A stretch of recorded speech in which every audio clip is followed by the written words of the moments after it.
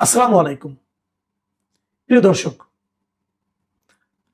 আমরা জানি যে আওয়ামী লীগের শাসনামলে আওয়ামী লীগ যে 17 বছর দেশ শাসন করেছিল একটানা, সেই সময় তারা বিএনপির বিভিন্ন নেতাকর্মী এবং আরো অনেকের বিরুদ্ধে, বিরোধী দলীয় অনেকের বিরুদ্ধেই অনেক একের পর এক মিথ্যা মামলা দিয়েছে। রাজনৈতিক মামলা যেগুলোকে বলা হয়, অথবা হয়রানিমূলক মামলা বলা হয়, এরকম হাজার হাজার মামলা দিয়েছে। এবং সেই মামলাগুলি কিন্তু সরকারের পতন হয়েছে, কিন্তু মামলাগুলো তুলে না নিলে যাদের বিরুদ্ধে মামলা হয়েছে তাদের কিন্তু নিয়মিত হাজিরা দিয়েই যেতে হয়েছে। এক একজনের বিরুদ্ধে 200-300 পর্যন্ত মামলা ছিল। এবং এমনও দিন গেছে তাদের সারাদিন, সারাটা বছর কেটেছে, প্রতিদিন সকালে ঘুমের থেকে উঠে যেতে হয়েছে আদালতে কোনো না কোনো মামলা হাজিরা দিতে। এগুলো খবর আমরা তখনই জেনেছি যে কত মামলা হয়েছে তাদের বিরুদ্ধে। আজকের খবর হলো, গতকালকে আমরা দেখলাম যে স্বরাষ্ট্র মন্ত্রণালয় থেকে তারা বলা হয়েছে যে তারা বেশ কয়েকটা, প্রায় 1006টি মামলা প্রত্যাহার করার জন্য স্বরাষ্ট্র মন্ত্রণালয় থেকে অনুমোদন দেওয়া হয়েছে। এবং বলা হয়েছে যে বিগত ফ্যাসিস্ট সরকারের আমলে 17 বছর ধরে বিরোধী দলের নেতা কর্মীদের বিরুদ্ধে যে দায়ের করা হয়েছিল মামলাগুলো, রাজনৈতিক মামলা, হয়রানিমূলক মামলা, এগুলো থেকে 1006টি মামলা প্রত্যাহারের জন্য সরকার অনুমোদন দিয়েছে। এটা খুবই একটা ভালো সংবাদ আমি মনে করি, কারণ হয়রানিমূলক মামলা থাকবে কেন। এখন প্রশ্ন হচ্ছে যে 1006টা কোন বিচারে, এই প্রশ্নটা আমি একটু করতে চাই। 1006টি কেন?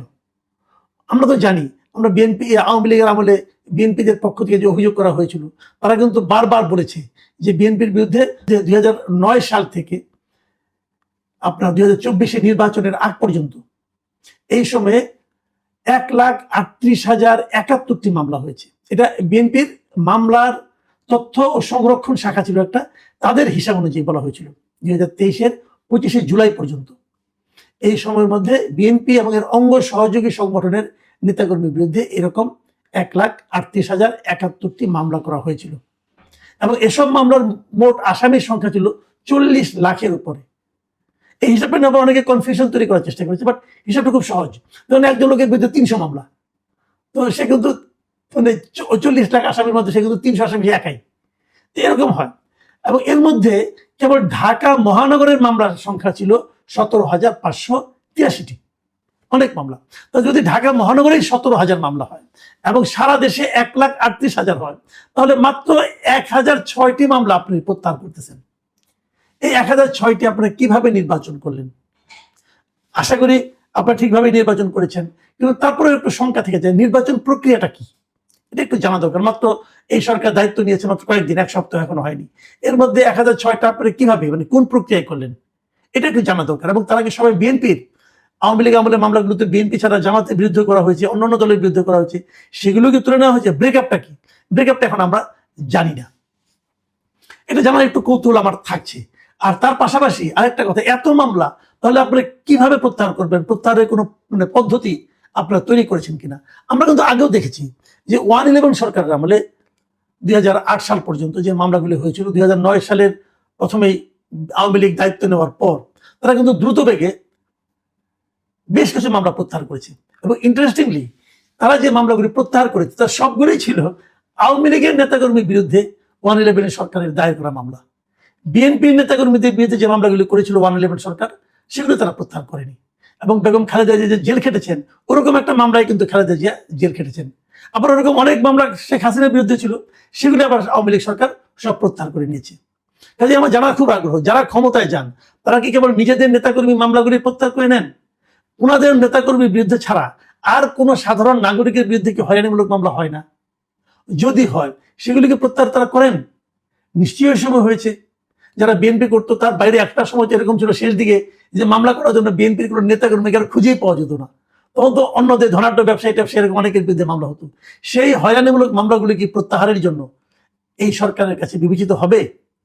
এই প্রশ্নটা থাকলো। কারণ আমরা বলতে চাই, এমনি আদালতে অনেক মামলা জট আছে, মামলা চললে উকিলদের লাভ হয়, আর তো কারো লাভ হয় না, মানুষের ভোগান্তি কিন্তু থেকেই যায়। তো এরকম হয়রানিমূলক মামলাগুলি যেন দ্রুত নির্ধারণ করা যায়, চিহ্নিত করা যায়, সেরকম একটা ব্যবস্থা করা দরকার। পাশাপাশি চিহ্নিত হলে পরে সেগুলো একটা আদেশের মাধ্যমে সবগুলো প্রত্যাহার করে নেওয়া উচিত। মানুষকে হয়রানি থেকে মুক্তি দেওয়া কিন্তু একটা গণমুখী সরকারের অন্যতম একটা দায়িত্ব। এখন আরেকটা প্রসঙ্গ একটু আসি। সেই প্রসঙ্গটা হলো, এই যে আওয়ামী লীগের শাসন আমল, তারপরে আওয়ামী লীগের সরকারের পতন ঘটলো, তারপরে আসলো অন্তর্বর্তীকালীন সরকার ডক্টর ইউনূসের নেতৃত্বে। এই সরকার আসার পরেও কিন্তু আমরা মামলার জোয়ার দেখেছি, মানে বানের পানির মতো মামলা হতে থেকেছে, এবং এক একটা মামলা 200-300 লোককে আহত করা হয়েছে। মিরপুরে একটা মামলার কথা আমরা জানি, একজন লোকের নাকি হত্যা প্রচেষ্টা, মানে ছড়াগুলি লেগেছিল তার পায়ে, সেই অপরাধে 40 জন শিল্পী সাহিত্যিকের বিরুদ্ধে মামলা করা হয়েছিল, আর্টিস্টের বিরুদ্ধে মামলা করা হয়েছিল তো 40 জন মোট, না কিন্তু মোট আসামির সংখ্যা মানে 200-র মতো। তার মধ্যে শেখ হাসিনা আছে এবং আরো আছে, এবং তখন একটা অলিখিত নিয়ম ছিল যে যে মামলায় শেখ হাসিনাকে আসামি করা হবে, সেই মামলায় অন্য যত লোককে আসামি করা হবে তাদের কারো কোনো জামিন হতো না। এটা আমাদের আসিফ নজরুল সাহেবের উদ্ভাবন ছিল সম্ভবত, আমি বলতে পারবো না, বাট এরকম আমরা শুনেছি। কারো জামিন হয়নি, অনেকে পালিয়ে গেছে দেশ ছেড়ে। কি করবে, মামলায় ধরা খেয়ে, হত্যা মামলায় ধরা খেয়ে পরে জেলে জীবন কাটাতে হবে, থাকেনি। এই সময় কি অনেক এরকম মামলা হয়নি?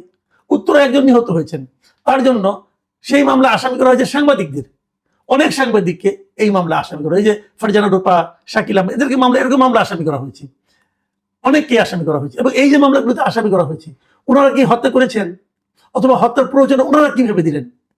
এরকম মামলা যাদেরকে অ্যারেস্ট করা হয়েছে ওদের কাউকে ছাড়া হয়নি। আমি স্বীকার করি যে আওয়ামী লীগ আমলে অনেক সাংবাদিক ছিল যা নাকি আওয়ামী লীগ সরকারকে এক ধরনের মানে আপনার করেছে, আপনার কি বলে সমর্থন দিয়েছে, টিকিয়ে রাখার চেষ্টা করেছে। এর জন্য একটা অপরাধ হতে পারে, যদি কোনো অপরাধ হয় সেই অপরাধে মামলা করেন, কিন্তু তাদের বিরুদ্ধে হত্যা মামলা দিয়ে আপনাদেরকে আটকে রাখা, এটা কি এক ধরনের হয়রানিমূলক মামলা নয়? এই মামলাগুলিকে প্রত্যাহার করা উচিত না? আবার ধরুন আনিস আলমগীরের কথা ধরেন, আমাদের বন্ধু আনিস আলমগীর, সহকর্মী আনিস আলমগীর, মঞ্জুর আলম পান্না, ওনাদের বিরুদ্ধে, এরা তো সাংবাদিক, ওনাদের বিরুদ্ধে কি হয়েছে, সন্ত্রাস বিরোধী আইনে মামলা হয়েছে। মঞ্জুর আলম পান্না বাইরে বেরিয়ে এসেছেন, মামলা কিন্তু শেষ হয় নাই, উনি জামিনে বেরিয়ে এসেছেন, তার মানে ওনাকে যে কিন্তু কোর্টে হাজিরা দিতে হচ্ছে। এটা কি মিথ্যা মামলা নয়? এটা কি হয়রানিমূলক মামলা নয়? আনিস আলমগীর এখনো জেলে আছেন কেন? যেভাবে এই মামলাগুলি প্রত্যাহার করা হলো, আনিস আলমগীর এটা প্রত্যাহার করা যেত না? আনিস আলমগীর কোনো পলিটিক্যাল লোক? আনিস আলমগীরকে ডক্টর ইউনূস সরকার, আমি তো মনে করি ডক্টর ইউনূস নিজে ব্যক্তিগতভাবে তার প্রতি রোষান্বিত হয়ে তাকে হয়রানিমূলক মামলা আটকে জেলে ঢুকিয়ে দিয়েছেন, এটা আমার ধারণা। তো তার মামলাটা কেন থাকবে? তার মামলাটাকে প্রত্যাহার করা যেত না? এটা তো টাটকা মামলা নাকি? এখন পরে মামলা হয়েছে পরে করবো, উনি তো জেলে আছেন, জেল থেকে বের করে দেন, তাও তো দিচ্ছেন না আপনারা। তাহলে আপনারা কিভাবে এক ধরনের বৈষম্যমূলক আচরণের থেকে বাইরে থাকতে পারলেন? আমার মনে পড়ে কয়েকদিন আগে প্রধানমন্ত্রী তারেক রহমান একটা কথা বলেছিলেন ওনার প্রথম ভাষণে জাতির উদ্দেশ্যে, যে যারা তাকে ভোট, এই তাদের এই সরকারটা হবে যারা তাদেরকে ভোট দিয়েছে, যারা তাদেরকে ভোট দেয় নাই, এবং যারা ভোট দিতেও যায় নাই, তাদের সবার সরকার। কিন্তু মামলা প্রত্যাহারের সময় তো কেবল বিএনপির নাম দাম, তো অন্য যারা আছে যাদের বিরুদ্ধে মামলা হয়েছে তাদের সরকার তো আপনি, তাদের মামলাগুলি প্রত্যাহার করছেন না কেন? আনিস আলমগীরকে মুক্তি দিচ্ছেন না কেন?